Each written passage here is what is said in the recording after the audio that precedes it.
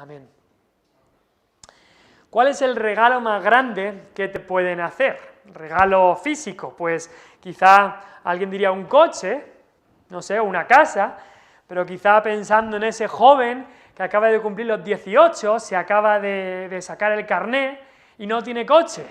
Y un día, aunque no se ha portado muy bien, pero un día llega el padre y le entrega un sobre, y en el sobre hay unas llaves, y le dice, ahí está.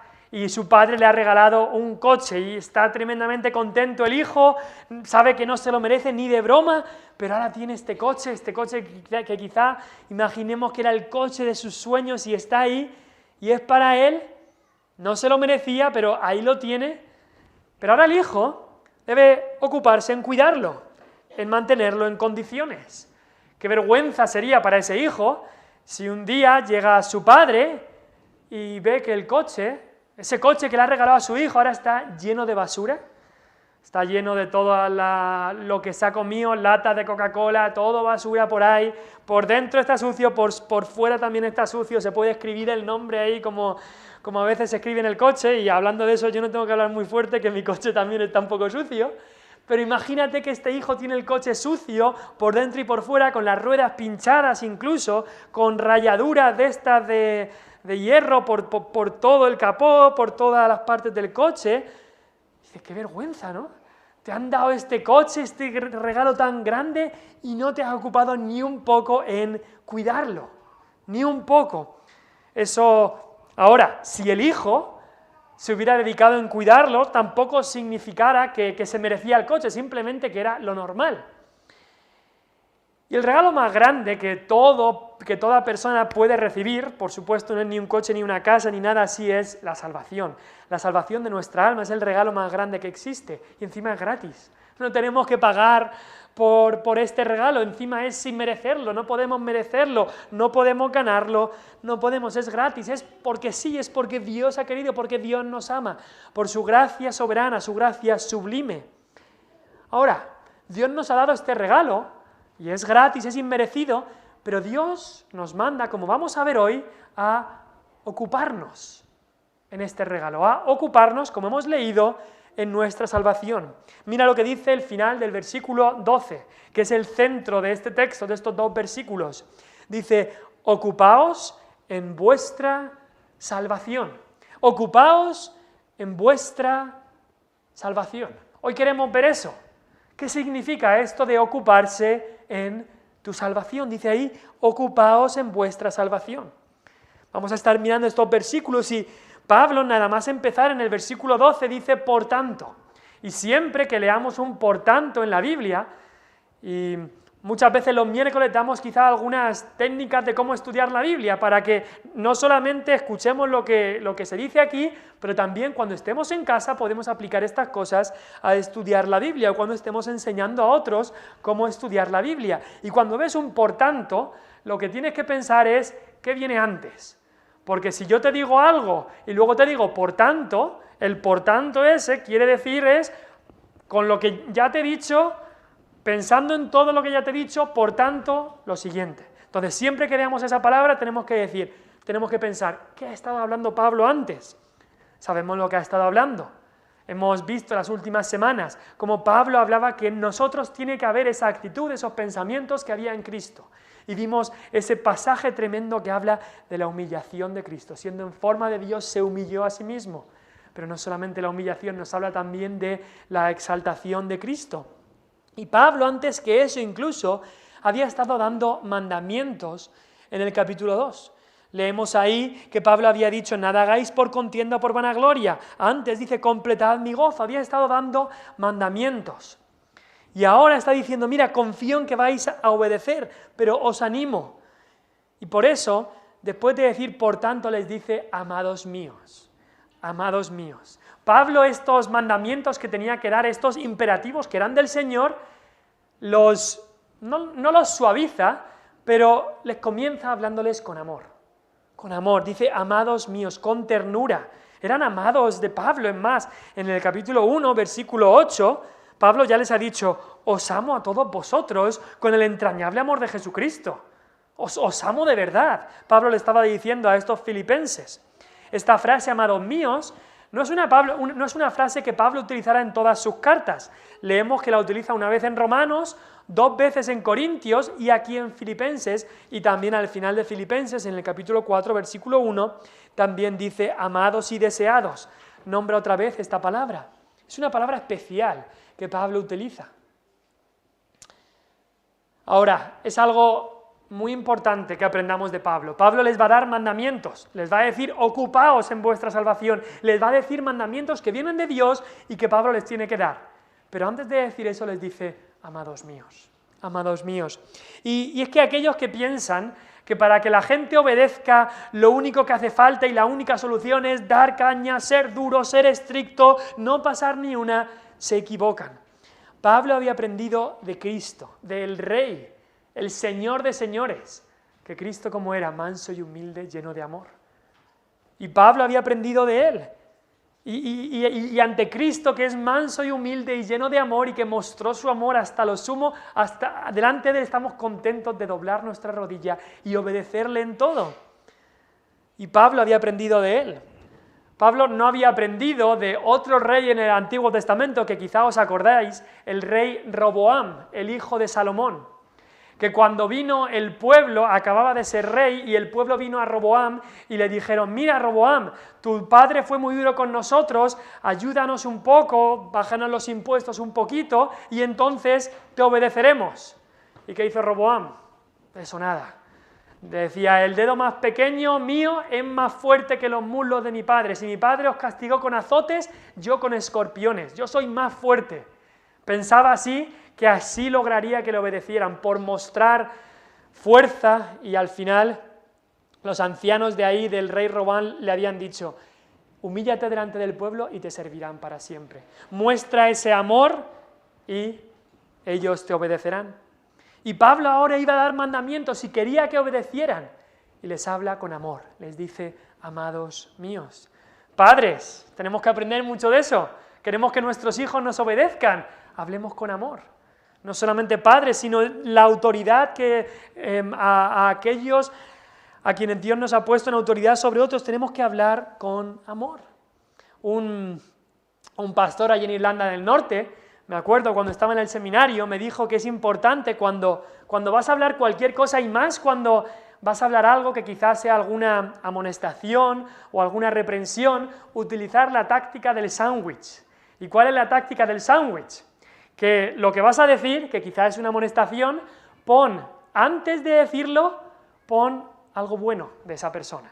Tú tienes que ir a decirle a una persona algo mal que ha hecho, antes de decirlo, pon algo bueno. Y al acabar, pon otra cosa buena. Y en medio, di aquella cosa que tienes que decir, pero si no puedes pensar nada bueno en qué decir, quizá mejor cállate. También me acuerdo cuando estábamos en algunas asignaturas que algunos alumnos teníamos que pues decir alguna crítica sobre lo que el otro había hecho, siempre estaba esa norma. Di algo bueno antes y luego puedes decir quizá una crítica constructiva. Y así es también como Pablo empieza aquí. Va a decir mandamientos importantes para los filipenses y empieza diciendo, amados míos. Y no solamente eso, sino que les recuerda lo que habían hecho bien. Empieza con como decíamos del sándwich, con el pan, con la primera barra del pan, dice ahí, como siempre habéis obedecido. Les recuerda, es que siempre habéis obedecido. Los filipenses habían sido una iglesia obediente a Dios, una iglesia que buscaba la voluntad de Dios, que seguían no solamente la doctrina correcta, sino también la práctica correcta. Pero aún así había peligro. Pablo empieza diciendo, amados míos, siempre habéis obedecido, pero tenían cosas importantes que decir ahora, después de esa introducción. Tenemos que darnos cuenta que nunca estamos fuera de peligro hasta que estemos en la presencia de Dios. Y es por eso que en la última parte del versículo 12, Pablo dice esto, ocupaos en vuestra salvación. Después de dar esa introducción, amados míos, como siempre habéis obedecido, dice, ocupaos en vuestra salvación. Ahora, es una frase que nos puede sonar extraña. ¿La salvación no es todo de Dios? ¿La salvación no es 100% de Dios y nada nuestro? Sí, lo es. Amén. Efesios 2:8, por gracia de Dios, sois salvos, por medio de la fe, y esto no de vosotros, es don de Dios, no por obras para que nadie se gloríe. Entonces, si la salvación es de Dios, ¿cómo aquí podemos ocuparnos en nuestra salvación? Pues antes de seguir adelante tenemos que entender que el término salvación muchas veces lo entendemos y el Nuevo Testamento habla así como el tiempo en el que creímos en Cristo. ¿Cuándo yo fui salvo? Pues en aquel momento en el que creí en Cristo.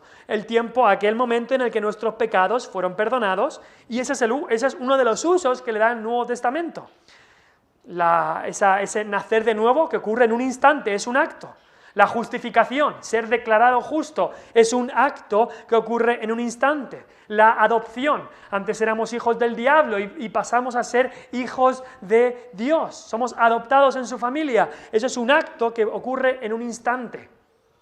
Pero el término salvación, en la Biblia muchas veces habla de algo más amplio que simplemente lo que ocurrió cuando tú creíste en Cristo. Habla de algo más amplio. Y tenemos que entender esto. Muchas veces en el Nuevo Testamento el término salvación se puede referir en general a todo lo que ocurre en la vida de una persona, desde que esa persona es escogida por gracia, hasta que es justificada por la fe, hasta la santificación progresiva de esa persona, hasta que esa persona está ya en el cielo glorificada. Salvación se puede referir a todo el proceso o a parte de este proceso. Por ejemplo, hay un versículo en Romanos 13, lo leo, no lo tenéis que buscar, Romanos 13, versículo 11. Y escuchar bien lo que dice este versículo, dice, y esto, dice el apóstol Pablo ahí, conociendo el tiempo, que es ya hora de levantarnos del sueño, porque ahora está más cerca de nosotros nuestra salvación que cuando creímos. Piénsalo, dice, ya está más cerca nuestra salvación que cuando creímos. Pero espérate, cuando creí yo ya fui salvo, ya está, ¿no? Y aquí habla de una salvación que está más cerca que en el momento en el que creímos. Y es que Pablo se está refiriendo a ese último aspecto de la salvación, ese último aspecto que es ya entrar en la gloria de Dios. Y Pablo les está diciendo, ese último aspecto de la salvación, que lo llamamos muchas veces la glorificación, entrar en el cielo, ya está más cerca que cuando creímos, ya nos queda menos para ese día. Entonces vemos que el término salvación a veces se utiliza para hablar de algunos aspectos de todo el proceso de lo que llamamos la salvación de la persona. Y en este caso, cuando aquí Pablo dice, ocupaos en vuestra salvación, está hablando de otro de los aspectos de la salvación, que es la santificación. Si miramos la salvación como todo ese proceso, desde que la persona es escogida por gracia hasta que la persona está ya en la presencia de Dios, uno de los aspectos que hay ahí, por supuesto, es la santificación. Y Pablo está hablando aquí de esto. Está diciendo, ocuparos en vuestra santificación, en ese aspecto de la salvación, perseverad en la gracia. O como Pablo se lo dice a Timoteo, esforzaos en la gracia. Le dice también Pablo a Timoteo. Así que vamos a ver tres cosas que aparecen aquí en estos versículos sobre ocupaos en vuestra salvación. En primer lugar, ocupaos en vuestra salvación en obediencia o por obediencia. Mira lo que dice el versículo 12. Como siempre habéis obedecido, no como en mi presencia solamente, sino mucho más ahora en mi ausencia. El ocuparse de la salvación es una cuestión de obediencia para aquellos que conocen que han recibido a Cristo. No estamos hablando, como hemos dicho, para nada de ganarse o merecerse o trabajarse la salvación. No, la salvación, el ser justificados, declarados justos delante de Dios, es por gracia. Este es un asunto de obediencia una vez somos salvos. Y la cuestión que nos tenemos que preguntar es, ¿vamos a obedecer o no? Hay un trabajo por hacer, hemos cantado anhelo trabajar por el Señor, hay un trabajo que hacer como cristianos, ¿vamos a obedecer o no? Los filipenses habían obedecido, pero Pablo les habla de algo especial, porque Pablo quería que obedecieran no a Pablo, sino a Dios. Muchas veces podemos caer en ese error de obedecer a la persona. Ay, es que el pastor ha dicho eso, es que mi padre dice esto, tal, pero ¿a quién estamos obedeciendo realmente? ¿A la persona o a Dios? Y los filipenses habían obedecido todo lo que Pablo había dicho, y cuando Pablo estaba presente con ellos, habían obedecido. En cierta manera Pablo pensaba, ¿se estarán agarrando a mí o se están agarrando a Dios? Esa era la duda de Pablo. Claro, es fácil obedecer cuando está ahí el jefe. Cuando está el jefe todo el mundo trabaja. Ahora, cuando el jefe no está, ya es más difícil. O cuando hay alguien que da el ejemplo, cuando hay alguien como el apóstol Pablo, que era tan lleno de celo por Dios y pasión por el Señor y con todo su trabajo, era fácil obedecer entonces, pero era más difícil obedecer cuando ya no está. Es más difícil obedecer cuando nos quedamos solos. Y quizás muchos ahí en Filipos estaban diciendo, es que nosotros como iglesia, esta iglesia empezó con el apóstol Pablo y nosotros necesitamos que el apóstol Pablo esté aquí entre nosotros. Habría algunos que quizás estaban diciendo, es que si Pablo no está, yo no sé si voy a poder seguir. Si Pablo no está, yo no sé si voy a poder obedecer. Es que necesito a Pablo para mi desarrollo espiritual. Quizás algunos estaban diciendo eso. Y aunque ese amor por Pablo era bueno, pero Pablo pensó, quizá puede ser peligroso, y por supuesto hacía esto inspirado por el Espíritu de Dios, porque Pablo no quería que dependieran de Pablo, sino que dependieran de Dios. Eso es lo que él quería. Pablo lo que les estaba diciendo es, mira, ahora más que nunca, porque dice ahí, sino mucho más ahora en mi ausencia, dice, ahora más que nunca, ahora que yo no estoy, más que nunca es cuando tenéis que mostrar esa obediencia, ahora que ya no estoy con vosotros. Y pensando en esta situación de la iglesia de Filipos y el apóstol Pablo, me venía a la mente un poco la situación que estamos en nuestra iglesia ahora. Por 30 años el pastor Lail y Heden han estado aquí. El gran ejemplo que han dado, el pastor Lail ha predicado la palabra fielmente por 30 años y ahora ya no están aquí. Y los echamos muchísimo de menos. Y no es tiempo ahora de decir, pues como ellos no están, yo ya no puedo obedecer. No, ¿qué es lo que ellos querrían? No, que mucho más ahora en su ausencia, como decía ahí el apóstol Pablo, nos ocupemos en la obra del Señor, nos ocupemos en obedecer a nuestro Dios. Ahora que Pablo no estaba, los filipenses con muchas más razones debían obedecer a Dios. La obediencia a Dios debe ser en Cristo. Y esa obediencia a Dios es la base de esa santificación. Tú quieres ocuparte en tu salvación, pues debes obedecer. Y es más, tenemos el máximo ejemplo. Recordad esa palabra por tanto. Esa palabra por tanto en el versículo 12 nos habla de lo de antes. Y antes nos habla, versículo 8, que Cristo, estando en la condición de hombre, se humilló a sí mismo, haciéndose ¿qué? Obediente. El que no debía ser obediente porque es Dios y Dios no tiene que obedecer a nadie, pues Cristo se hizo obediente. Y si Cristo se hizo obediente, ¿cómo nosotros no vamos a ser obedientes? ¡Qué barbaridad sería que nosotros fuésemos desobedientes! Me recordaba esa parábola de los 2 hijos que aparece en Mateo 21. Un hombre tenía 2 hijos y acercándose al primero le dijo, ve hoy a trabajar a mi viña. ¿Y qué dijo él? ¡Ay, no quiero! Pero después arrepentido fue. Y acercándose al otro le dijo de la misma manera y él respondió, sí, Señor, voy, pero luego no fue. Y muchas veces podemos decir, sí, yo obedezco, sí, pero ¿qué es lo que estamos haciendo? Tenemos que examinarnos, que toda nuestra vida sea dada en obediencia, nuestros hechos, pero más, como vamos a ver después, los pensamientos. Decía Pablo en 2 Corintios 10:5 que llevemos todo pensamiento cautivo a la obediencia a Cristo. Todo pensamiento cautivo, no dejar tu mente libre, no, cautiva esos pensamientos y llévalos delante de Cristo. Cautívalos, no los dejes libres para que piensen en lo que sea, porque si dejas tu mente libre, seguramente acabará pensando en lo que no debe pensar. Cautiva esos pensamientos y llévalos en obediencia a Cristo. La obediencia a Dios en Cristo es tan importante. Ahora también requerirá esa obediencia a Dios, obediencia a las autoridades que Dios ha puesto. También requerirá eso.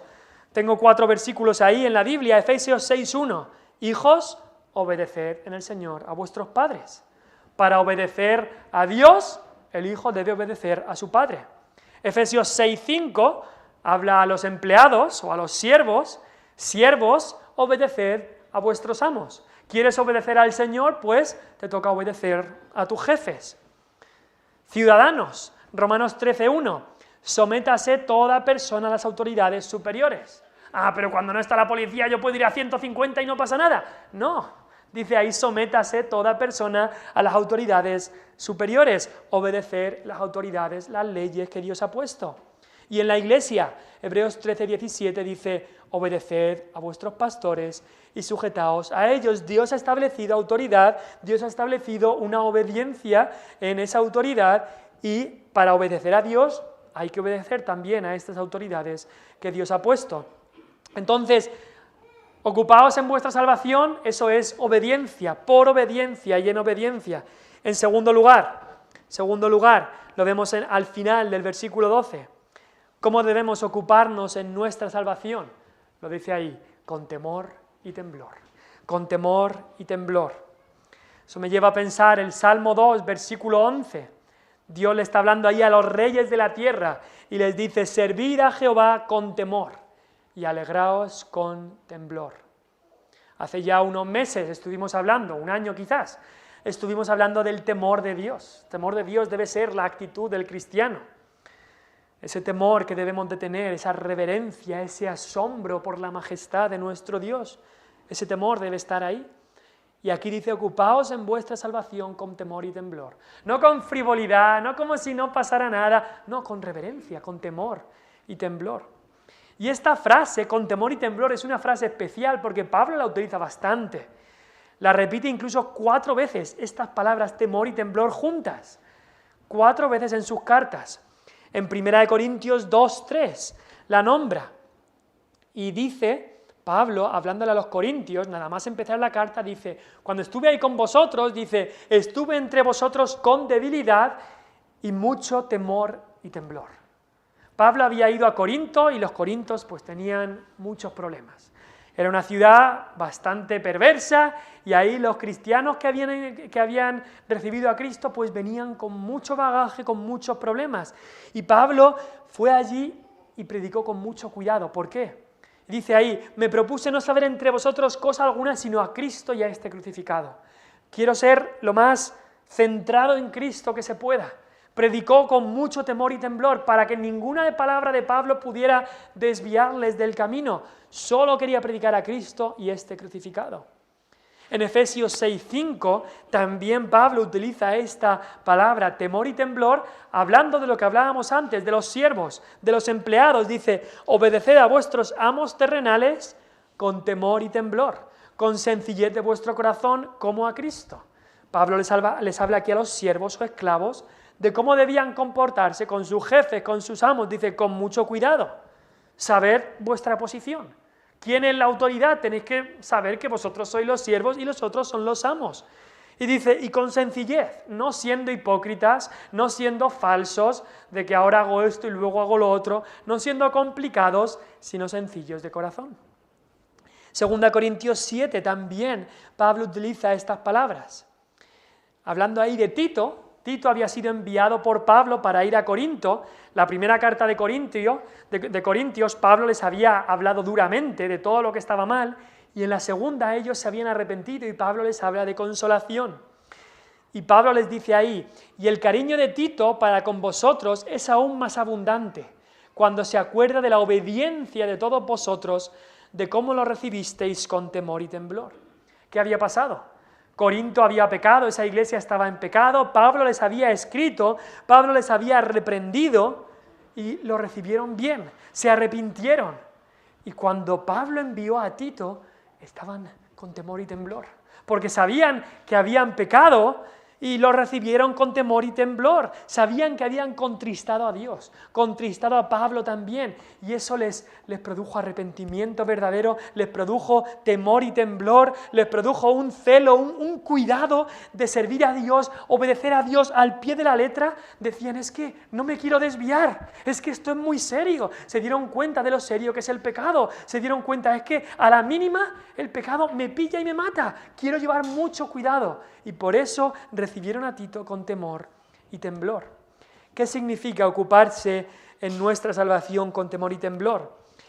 Pues haciendo un resumen de estos versículos, el comentarista Hendriksen dice, significa que no tenemos un espíritu de indiferencia o una mente dividida, sino un espíritu de sinceridad con unidad de propósito. Significa que nos ocupamos en nuestra salvación no en desacato o desdén o sin ganas, sino con reverencia y respeto, con temor de ofender a Dios de cualquier forma. ¿Qué significa que nos ocupamos en nuestra salvación con temor y temblor? Que no nos ocupamos en nuestra salvación con confianza en uno mismo, sino con confianza en Dios, y no con justicia propia, sino con humildad. Y quizá la pregunta, habiendo visto todo esto, la pregunta que nos hacemos es, ¿se puede estar ocupado en tu salvación con temor y temblor y a la misma vez estar seguro de tu salvación con confianza? Y la respuesta es que sí. La respuesta de la Biblia es que sí. Tú puedes y debes estar ocupándote en tu salvación con temor y temblor, pero al mismo tiempo estar seguro de tu salvación en confianza. ¿Por qué? Porque ocuparse en tu salvación con temor y temblor es querer no ensuciar el nombre de Cristo. El nombre de Cristo nos ha sido dado a nosotros, somos llamados cristianos, somos adoptados en su familia, tenemos su nombre, somos hijos de Dios, así que ahora no queremos ensuciar el nombre de Cristo, porque si nosotros vivimos una vida que no es acorde al Evangelio, estamos blasfemando el nombre de Cristo. Por eso nos ocupamos en nuestra salvación con temor y temblor, no para ganarnos la salvación, no, eso no es, sino para, como decía el apóstol Pablo, adornar la doctrina, adornar, ser un buen cuadro de lo que Cristo ha hecho por ti. En Tito 2:10, Pablo le hablaba a Tito y dice, no defraudando, sino mostrándose fieles en todo. Hay cristianos, entre comillas, que van defraudando a todo el mundo y debiendo dinero a todo el mundo.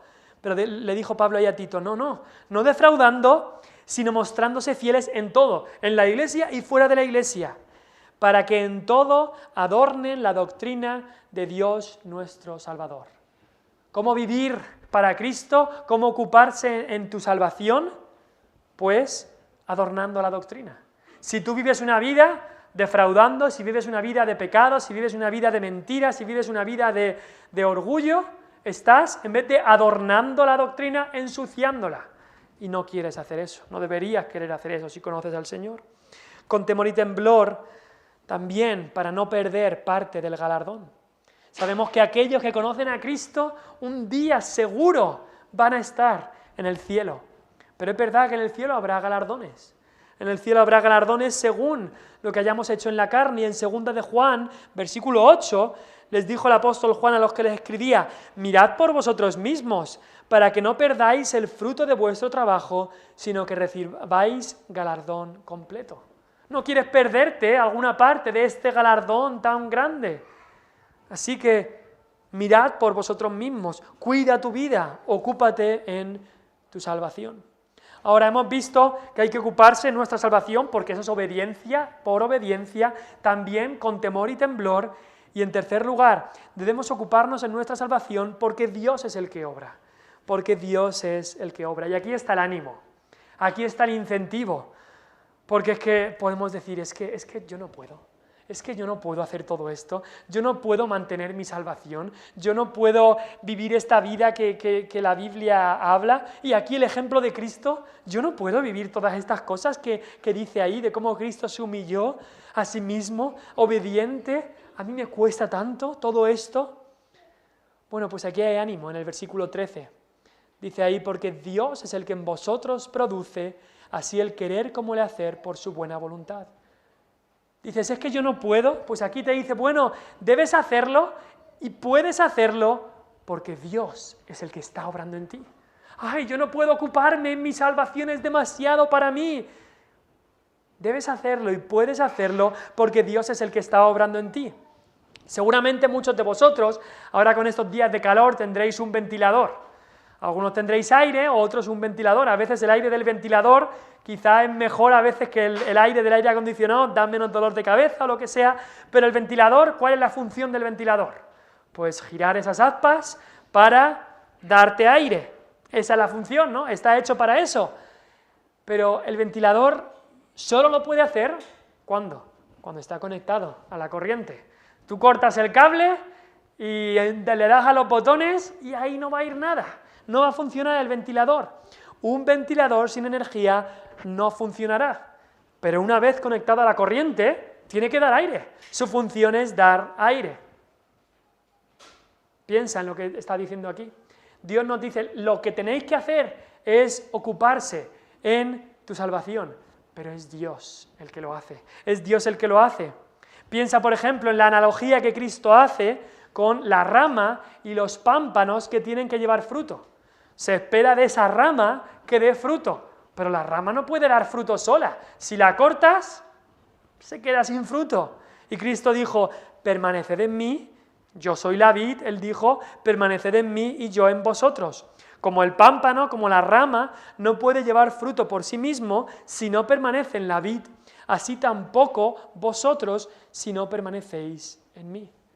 Y el ánimo de todo esto es que el ocuparse en tu salvación con temor y temblor, en obediencia, no nos deja Dios a nuestro aire, no nos deja Dios que lo hagamos solos, no, dice, yo produzco en ti tanto el querer como el hacer. Ese es el ánimo que tenemos del versículo 13, ese es el incentivo, es Dios el que lo va a hacer, el que lo promete. Dice aquí, Dios produce el querer. El querer, ¿qué es el querer? El querer es la voluntad de hacer algo. Los pensamientos, ahí está nuestra mente. Otra vez Pablo habla de esto, del sentir. Y es que Pablo insiste mucho en esto en Filipenses, porque ahí es donde está la batalla. Si tú piensas que la batalla está solamente en lo que haces y en lo que no haces, te equivocas. La batalla empieza mucho antes. Muchos generales han intentado hacer batallas pensando solamente en lo que ocurre en el campo de batalla y se han equivocado, que lo que ocurre antes es quizá lo realmente importante. Y en nuestra batalla espiritual como cristianos, no es lo que haces con tu boca, lo que dices, o con tus manos, o con tus pies a dónde vas, sino en lo que piensas. Ahí es donde se fragua todo, ahí es donde se decide la victoria o la derrota. En los deseos, en los pensamientos, en la voluntad. Si no le damos batalla al enemigo ahí, entonces no hay nada que hacer.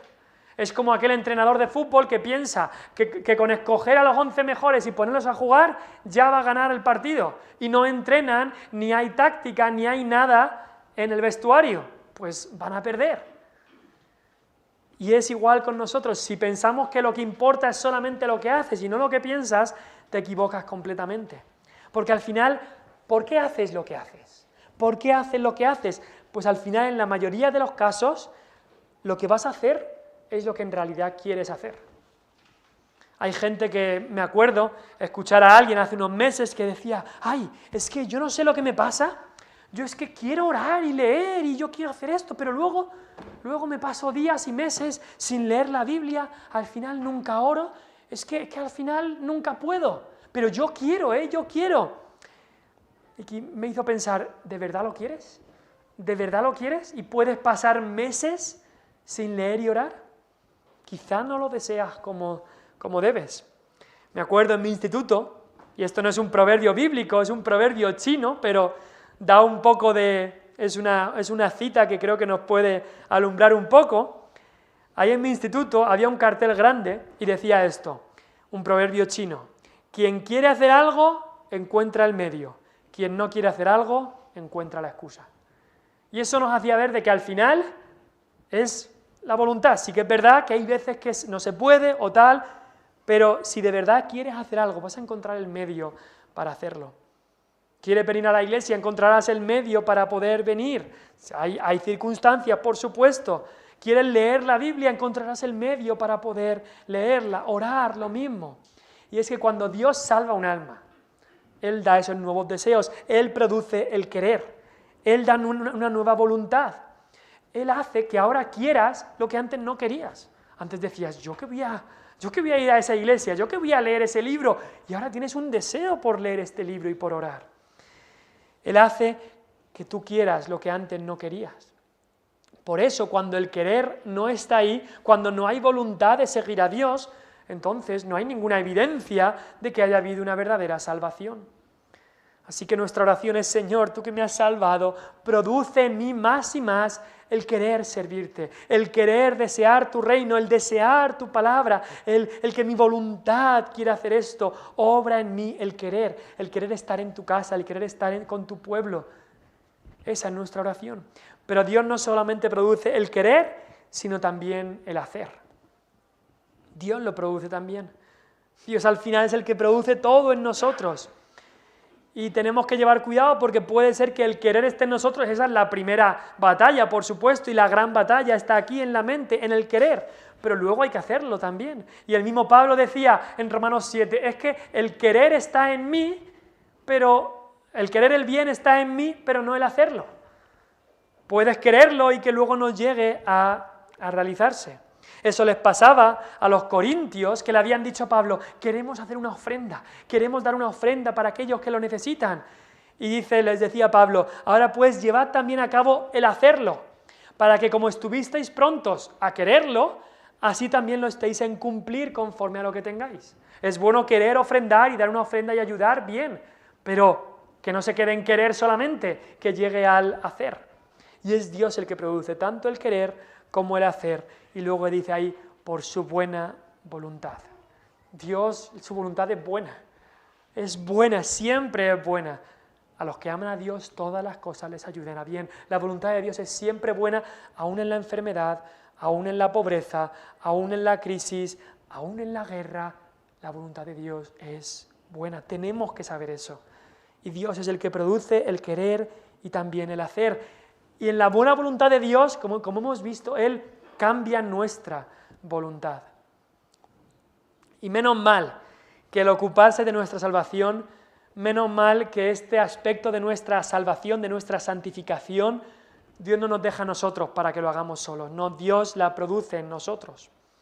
Hay una confesión que se llama el Canon de Dort, que es una confesión bastante importante en la tradición reformada. Y en cuanto a esto dice unas frases que creo que son bastante importantes. Dice, Dios infunde nuevas cualidades en la voluntad, cuando Él salva un alma, nuevas cualidades en la voluntad y hace que esa voluntad que estaba muerta, reviva. Nuestra voluntad antes estaba muerta, no deseábamos nada bueno, no queríamos nada bueno, pero que reviva. Esa voluntad que era mala, que se haga buena. Esa voluntad que no quería, ahora quiera realmente. Que era rebelde se haga obediente. Dios mueve y fortalece de tal manera esa voluntad para que pueda, cual buen árbol, llevar frutos de buenas obras. Así, la voluntad, siendo entonces renovada, no solamente es movida y conducida por Dios, sino que como consecuencia de esta influencia llega a ser activa ella misma. Esa es la razón por la cual un cristiano puede querer lo bueno. Porque nosotros no queríamos lo bueno antes, pero Dios hace que en nuestra voluntad queramos lo bueno. Y por supuesto, Dios me libre de dar simplemente mensajes motivacionales, pero hermano, hermana que estás aquí, hijo de Dios, hija de Dios que estás aquí, si has recibido a Cristo, tú puedes ocuparte en tu salvación con temor y temblor. Porque es Dios el que produce en ti el querer y el hacer por su buena voluntad. Y aquí está la gran paradoja. Por un lado, la responsabilidad del hombre. Dios nos dice, ocúpate en tu salvación con temor y temblor. Pero por otro lado, la soberanía de Dios. Dios dice, yo lo hago. Yo produzco en ti el querer como el hacer. ¿Somos responsables? Totalmente. Y Dios es soberano más que totalmente. Es Dios el que produce en nosotros esos deseos. ¿Tú lo debes hacer? Sí. Pero Dios es el que lo hace en ti. Entonces dices, ¿en qué quedamos? ¿Soy yo el que lo hace o es Dios quien lo hace? Pues es Dios a través de ti. Es Dios a través de ti. Así es nuestra santificación. Es una obra en la que Dios la hace a través de nosotros, en la que nosotros podemos cooperar con Dios. Y así decía el apóstol Pablo en 1 Corintios 15, por la gracia de Dios soy lo que soy, y su gracia no ha sido en vano para conmigo, antes he trabajado más que todos ellos, habla Pablo. Pablo fue responsable. Y dice, para un poco Pablo y dice, espérate, dice, pero no yo, sino la gracia de Dios conmigo. Dice Pablo, he trabajado más que todos ellos. Dice, pero no yo, sino la gracia de Dios conmigo. Esa es la obra de la santificación en la que debemos estar todos los que conocemos a Cristo. Esa es la obra de ocuparse en nuestra salvación. Dice Pablo, no yo, sino la gracia de Dios conmigo, porque él sabía que era Dios el que producía en él tanto el querer como el hacer. Te pregunto, ¿cómo está el querer y el hacer en tu vida? ¿Hay esos deseos? ¿Hay esa voluntad? ¿Te estás ocupando de tu salvación en obediencia, con temor y temblor, sabiendo que es Dios el que obra? Hablamos antes de ese regalo tan grande que Dios nos ha dado, el regalo más grande que se puede dar. Como ese padre le dio a su hijo ese coche, Dios nos da un regalo infinitamente más grande que es la salvación. ¿La estamos cuidando? ¿Nos estamos ocupando de ella? Lo contrario de ocuparse es descuidar algo, ¿no? Como ese hijo que descuidó ese coche. Y en Hebreos 2:3 dice ahí el autor de Hebreos: ¿cómo escaparemos nosotros si descuidamos una salvación tan grande? ¿Cómo escaparemos si descuidamos una salvación tan grande? No tenemos que descuidarla, sino todo lo contrario, ocuparnos en nuestra salvación. Fuimos salvos por gracia. Fuiste salvo por gracia, salva por gracia, si has creído en Cristo. ¿Estás ahora esforzándote en esa gracia? ¿Has recibido la doctrina del Evangelio? ¿Estás con tu vida adornando la doctrina del Evangelio? Dios te ha dado la salvación. ¿Estás ocupándote en esa salvación? En obediencia a Dios con temor y temblor, pero por supuesto sabiendo que es Dios el que produce en ti el querer como el hacer. Espero que sea así. Vamos al Señor en oración.